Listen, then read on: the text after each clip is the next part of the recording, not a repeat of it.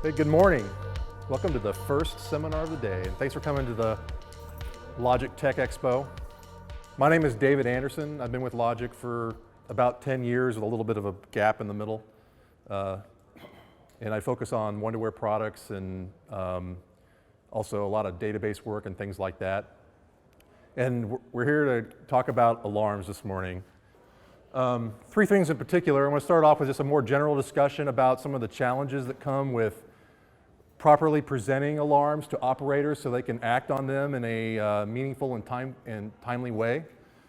We're going to talk about some tools that come with Wonderware System Platform, meaning application server and InTouch that you can use to help with all of that. And then we're also going to talk about a new product that Wonderware just released this spring called Alarm Advisor that you can use to analyze your alarms, how they're used today, and you can use that information to manage your alarms more effectively into the future. So, no further ado. So, first with the challenges, we've seen overall, just industry-wide and in talking with many of our customers and such, that over the years, it seems like operators have been asked to handle just more and more alarms. The rate at which they get generated has just increased pretty much exponentially over the years. We think this is primarily because of a couple of things. First of all, compared to the old days, it's just become really easy, trivially easy to make alarms. It's just a checkbox, where maybe back in the old days it used to be you actually had to run some piece of equipment or actually physically connect something in order to have an alarm. Now it's just checking boxes. Couple that with an attitude that it's probably better to have too much information than not enough, and the rate of alarms that operators have been asked to handle has just gone up by a crazy amount. The problem with that is there is a limit that a person can handle when it comes to the alarm rate. This chart comes from a standard put out by the EEMUA, where they've done a study on the rate at which people can handle alarms. And they think it's ideal that basically you have basically no more than 60 alarms per hour would be ideal for any given operator to be able to properly handle those alarms as they come in. And then it just gets worse from there. It's probably more realistic or more common to see maybe more than 100 alarms in an hour or so, or 600, sorry. But then if you get any more than that, you're just going to be overloading them, and they're not going to be able to handle those alarms effectively. And what does that mean? Well, for example, we've seen where people just start to acknowledge alarms without really thinking about them or actually addressing them properly, which of course can lead to problems. There might be some real issues there that they just blindly acknowledge just to get it off the list. Or it's possible with software nowadays to inhibit alarms, either silence them or disable them. That can happen sometimes when they really shouldn't be. And they just miss stuff because there's a flood. You know, if you go back, think about that grid I displayed earlier, there's just an incredible number of alarms, and they just can't digest all that information in a very quick amount of time. This has some impacts. First of all, economically, they did a study and found that in the United States, about $20 billion is lost every year just on the productivity side due to basically poor alarm management because they miss things that end up either affecting the quality of the product or because it ends up causing equipment to go down, whatever, and that's a lot of money lost because of that. But it also has a giant safety impact. These are some examples, some pictures from various disasters that have happened over the last couple of decades that in one way or the other, they were able to trace back the cause of those disasters back to alarm management concerns. And I want to focus on one in particular, this one up in the upper right, Texaco Pembroke. That's a site that's in Great Britain. They had a giant explosion. It shattered windows up to 10 miles away. And thankfully no one was killed in that one, unlike some of these other ones. People actually were killed by those disasters. In this one, though, there were 24 people that were hurt. And I Googled around on it, and I found the official report that the British government put together on this, and I just pulled out some quotes. You can go out and you can find this yourself online, but at least in a large degree, it came down to alarms. The operators there were overwhelmed by a flood of alarms. They weren't able to properly identify what was really going on and weren't able to react to those alarms, and people got hurt because of it. So it's a big deal, you know, it's very important. So moving on, let's talk about some of the things then in System Platform that can help with this. So with the current version of System Platform is 2014 R2, and it contains a bunch of improvements over previous versions when it comes to not only the display of alarms and the organization of alarms that we'll talk about, but also in logging your alarms to a database so you can analyze them and just keep an audit trail. They also have some nice options for redundantly logging your alarms, so it's very robust. Also has store and forward capabilities and so on, so that you make sure that you don't lose any information.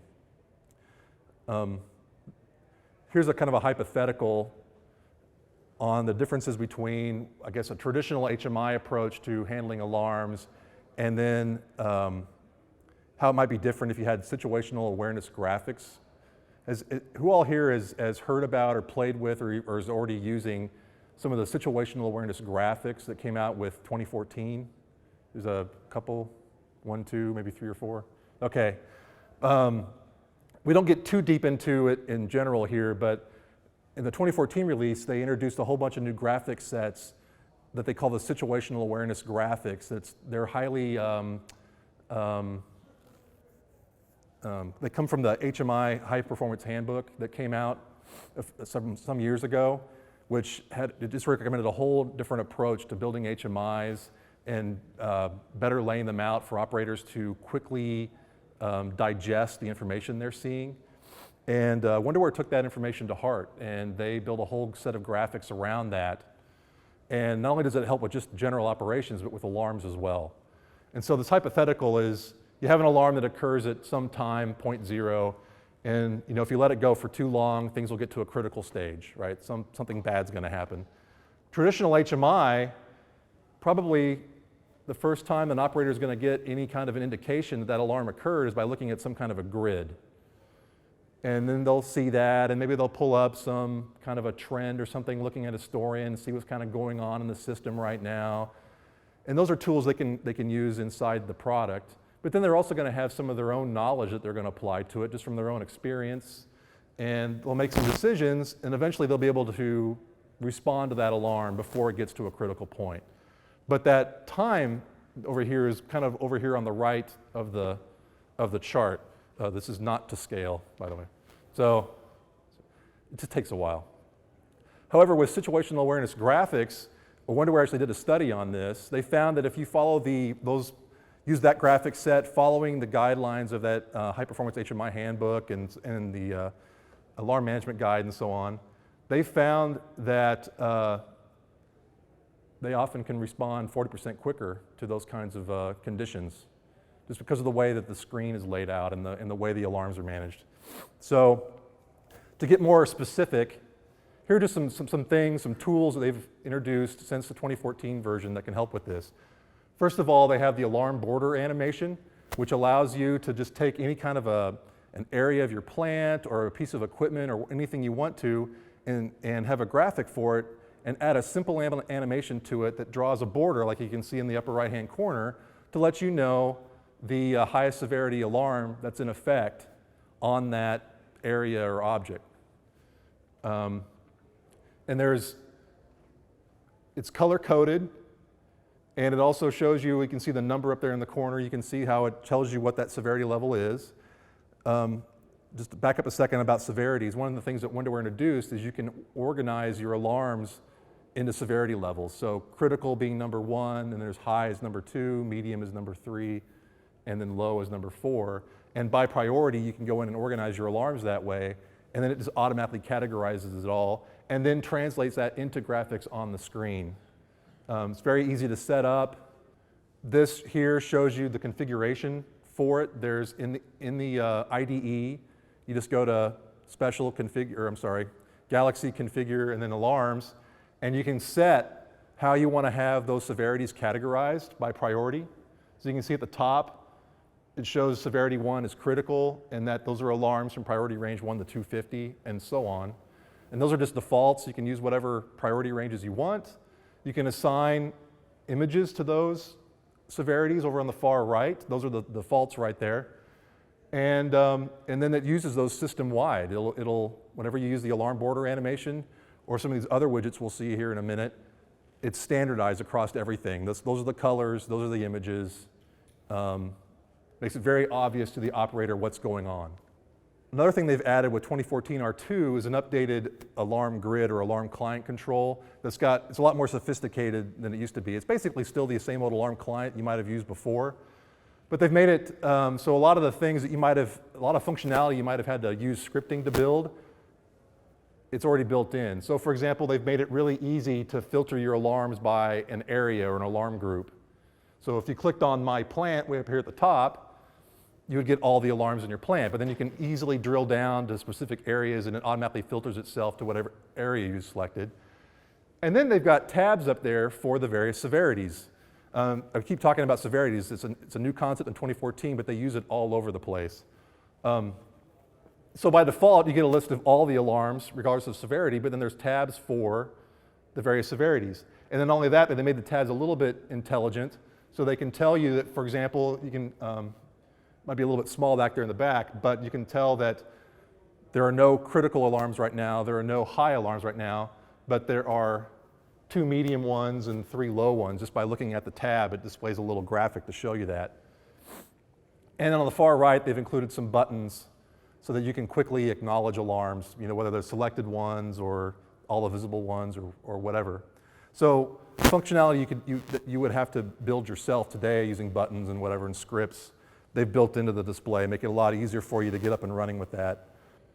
They've also added some symbols here where you can apply to an area of a plant or to an object, and it gives you a summary of the alarms that are currently in effect on that area by severity. Just a nice little quick summary of that.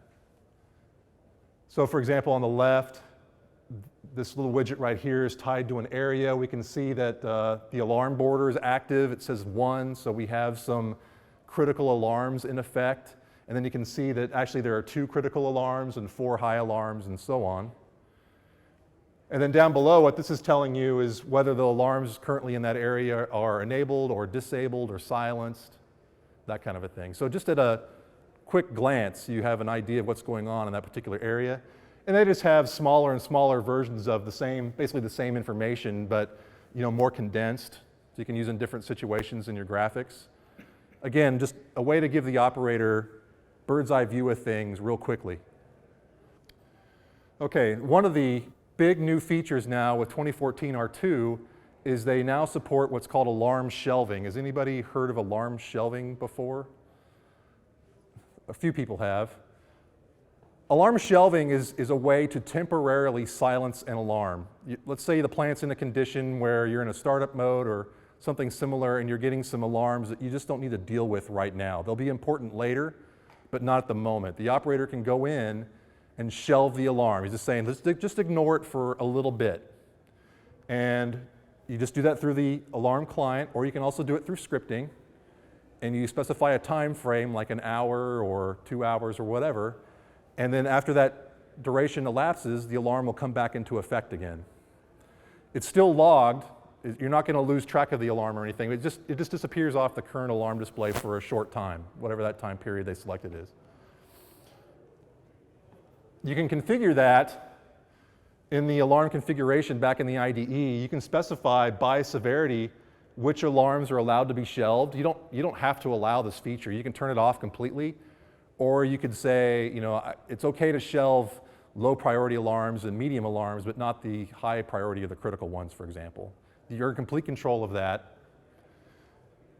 It shows up with its own little graphic that on your alarm border animation, so over on the far right there, you can see there's an alarm border and it's saying, I have some shelved alarms right now. So the operator can see that, and it's also fully securable. You don't have to allow everybody the ability to do this. You can, through the security settings in Application Server, you can control which users have the ability to shelve alarms and which ones don't. So all this information does get logged, so just because it's shelved doesn't mean it completely disappears. It does show up in the alarm database. And there's also a tab on that alarm display where you can look at all of your currently shelved alarms. For example, you don't have to wait for that time period to go by. If the operator went in there and said, shelve this alarm for an hour, and then half an hour goes by and you're done and you're ready to handle all your alarms, you can go to that shelved tab, pick that alarm and say unshelve it, and then it becomes active again. You don't have to wait for that time duration to go by. And again, you can also do this all through scripting as well. If you want to have it more automated, you don't have to use the alarm client to handle all that. So that's shelving. Another new thing they've added with 2014 R2 is the concept of a plant state, which is the ability at an area level to set the status of all the alarms in that area, and including even child areas, in one shot, just with one property on an area. So again, if we're back in like a startup state, you could say my plant state right now is startup, and configure that to just disable all the alarms. You could do that real easily just by setting the plant state to startup on it. So for example, back in the alarm configuration dialog, in this particular example, they defined 3 of them. One's called in production, where all the alarms in that area are going to be enabled and basically running like normal. But if they switch to the plant state of maintenance, that's going to disable all the alarms in that area. Or if they switch to CIP or clean in place, that would silence the alarms. And then you could go in and you can add as many plant states as you want to. And again, it's just a simple matter of setting that property on the area, and then it just takes effect immediately. And so that can help you manage your alarms better in runtime, depending on what state your area is in. They've also made some big improvements on the alarm database storage. Let me ask you this question. Who all here has used AlarmDB Logger Manager or uses it today? A lot of you have, okay. With Application Server, starting in 2014, you don't have to use that anymore. You can use Application Server's built-in functionality at that point. You just go in and configure it to log to historian, and off it goes. It'll also start logging alarms as well. And it does it very robustly. It's really simple to configure. All you have to do is 2 things. Number 1, make sure your application engines in Application Server are configured to log to historian. It'll just automatically use the same server to log the alarms as well. And the second thing is back in this alarm and events configuration dialog box that I keep showing over and over again, you'll see there's a column there to historize. So you just make sure that all your alarms are being historized, or the ones you want to log. Maybe you only want to log critical alarms or high alarms. Whatever, just check the boxes on what you want to historize, and you're done. Those 2 steps, and now Application Server is doing all your alarm logging. You don't have to use the AlarmDB Logger Manager anymore. Not only that, but it's very robust. It supports redundant app engines. So if you have failovers between app engines on different platforms, it won't lose anything. It'll capture all of that. And it also supports store and forward. So if your SQL Server is down for a time, it'll just store all those alarms and then forward them back to the historian into the alarm database when it's done. And it's not in a new alarm database. It's the same old alarm database that AlarmDB Logger Manager uses. The database schema is the same. So all your reports still work, all the alarm clients and everything still work like they have. It's just that Application Server is doing that for you automatically instead of having to use the AlarmDB Logger Manager. The alarm client as well, if you have redundant historians, it'll automatically fail over if it loses the connection to the primary alarm database. It'll automatically fail over to the backup one. You don't have to do anything. It just works. Anyway, so again, just to recap, 2 easy steps instead of the several steps it takes to do AlarmDB Logger Manager. So nice feature there.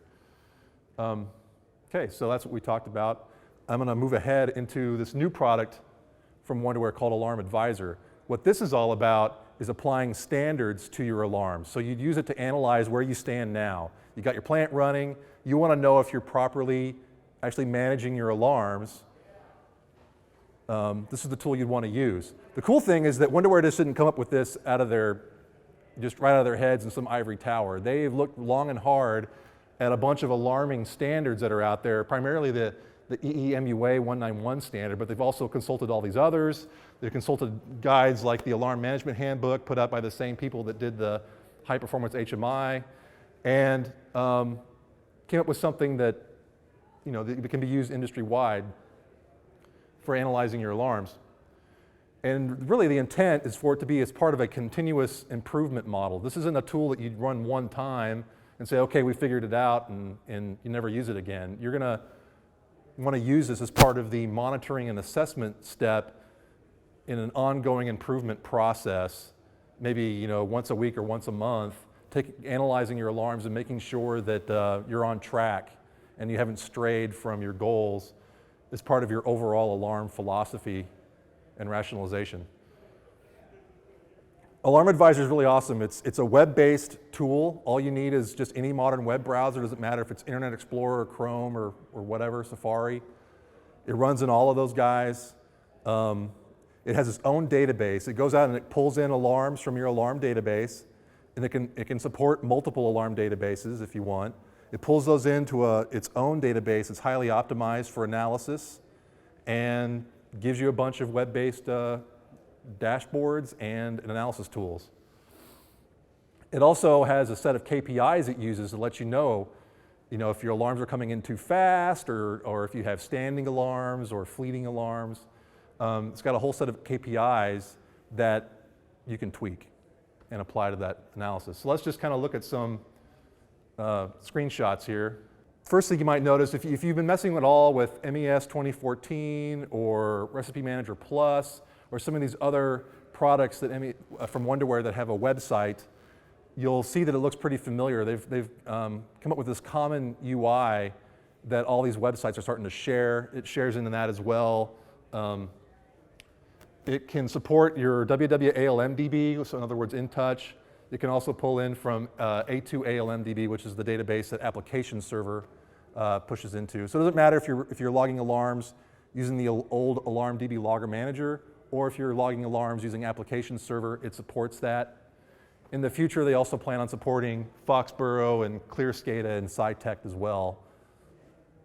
Because we're all part of one big Schneider family now, so. But at least they started with the Wonderware products first. That's nice. And you can configure a whole bunch of stuff. You'll see that it's all also broken down by alarm severity. Again, it's a very common theme through all of alarming now is what severity it comes down to. And so you can go in and you can configure that, and you can also configure a bunch of other settings and KPIs. For example, fleeting alarms, which would be alarms that are only in effect for a very short period of time. Those could be problems if they're only active for a few seconds and disappear. You can define yourself what fleeting means. The default's 15 seconds. On the other hand of it, or the other side of it, there's standing alarms that tend to be active for very long periods of time. By default, it's 15 minutes, but you can change that to whatever you want, and so on. There's just a bunch of settings. These are settings for throughput, as far as how many alarms per unit of time it's seeing that you're asking your operators to handle. So you can tweak all that to your heart's content. They default to the numbers that the EEMUA standard has. So again, they didn't just think these up. They're using standards out there for these. And then off you go. The first thing you'll see when you log into Alarm Advisor is a dashboard. An administrator can go in and configure this however you want. You can just lay out as many widgets as you'd like. They have displays for alarm severity distribution, and they also have displays for how the rate at which alarms come through. Setting that up is pretty easy. You just go in and say you want to add a widget to your dashboard. Pick one. In this case, we're going to show you an alarm rate. You just fill out the boxes. You say over what period of time do you want to analyze that rate? Do you want to apply any filtering to it? What's the time period that you want to analyze over? So for example, what this is going to say is, over the last 3 months, tell me what my average alarm rate is every 10 minutes, is basically what this is doing. You can tell it to automatically compare the numbers from the current time period to the previous time period, and so on. And I know I'm going fast, I'm sorry, but you just fill out this form real quick and easy, and then boom, it shows up on the dashboard. And then you can click and drag these guys around, arrange them however you want. And this is what everybody sees when they first log into Alarm Advisor. They get to the dashboard. And this is meant to be just a real quick bird's eye view of what's going on with your alarms right now. The real power with Alarm Advisor, though, isn't the dashboard per se. Again, that's just a quick snapshot.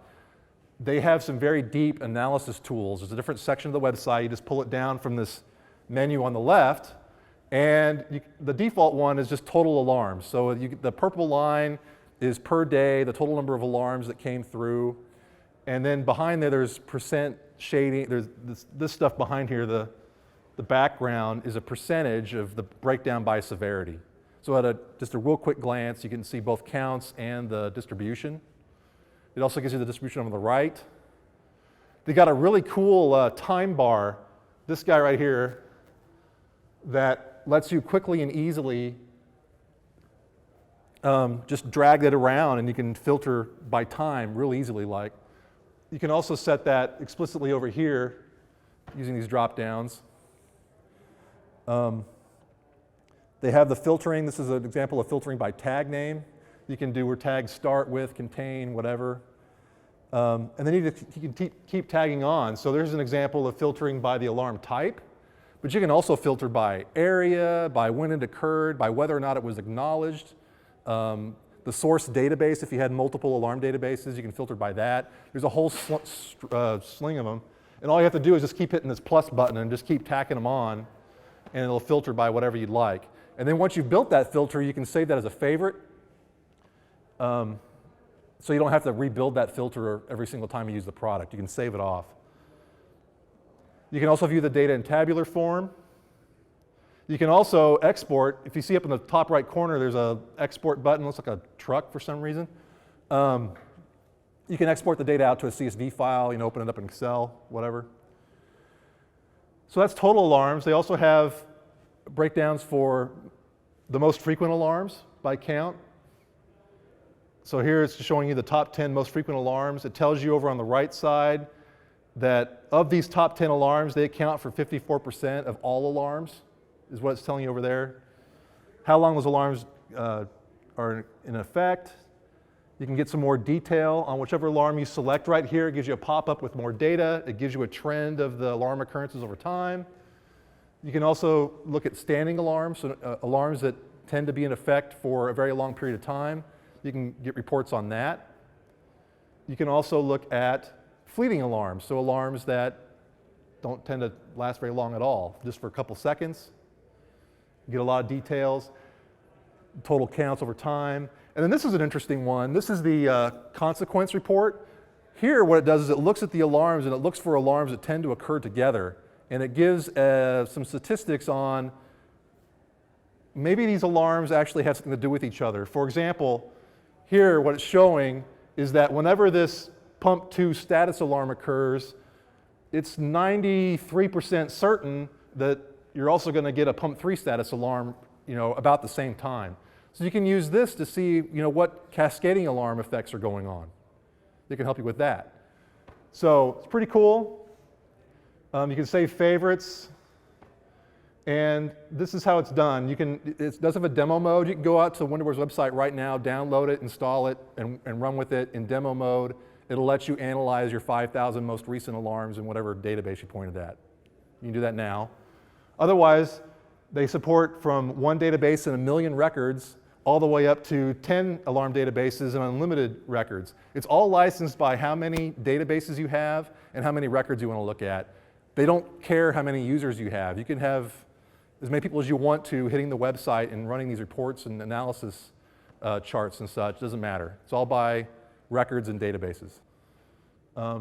Anyway, so that's kind of how it's done. So let's just recap what we just talked about. If you want to know more, because I'm out of time, I got a booth out here that's got Alarm Advisor running on it. And we also have a booth out there that's got 2014 R2 running. You can see the situational awareness graphics and the new alarm features that come with all of that. Also, because it's web-based, Alarm Advisor is out there for you to hit. If you go to www.alarmadvisor.com, you can check it out yourself. That's actually what I'm running out there. The booth out there, all I'm doing is I'm hitting that website. So nice little demo of Alarm Advisor, fully functional. So, all right, well, thanks for coming in today.